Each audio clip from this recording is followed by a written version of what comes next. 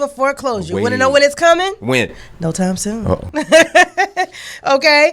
Again, I always have to say that no one can accurately predict the future. Okay. But when we're looking at it, we just do not see a wave of foreclosures. There's a lot of speculations, especially looking at inflation, and the price of everything is so high. Food's high, gas is high. Really, everything is high right now.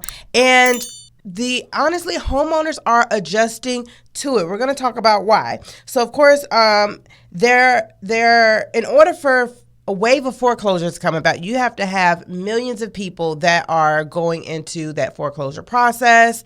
But right now, there are not that many homeowners that are seriously behind, despite what people want to think.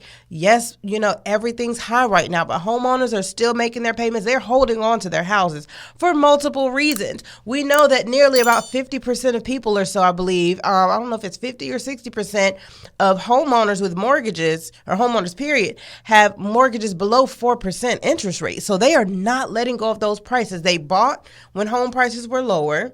Okay, because their homes have only been, at this pricing for about 2.5, almost 3 years, really about 2.5 years.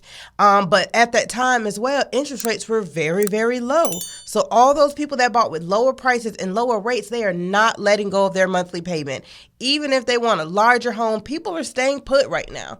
People are staying put. They're compromising. Yes, of course, we'd love to move to the bigger neighborhood or the bigger home, more square footage, but they are really staying put. So just to put into perspective, this time last year, or back in beginning of last year, you had about 1.2% or almost 1.2% of mortgages had serious delinquencies.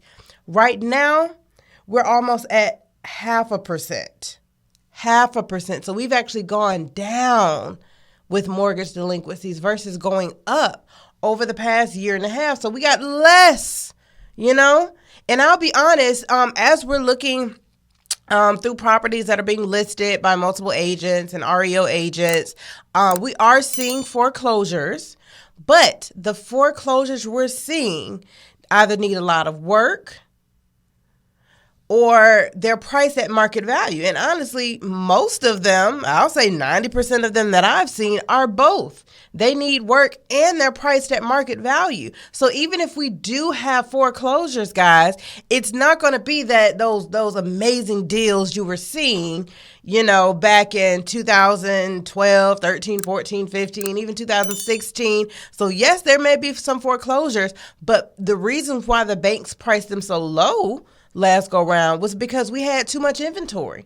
They had to price them that low in order to get them sold, or else people would just go for the other houses, the owner occupants that were in better condition.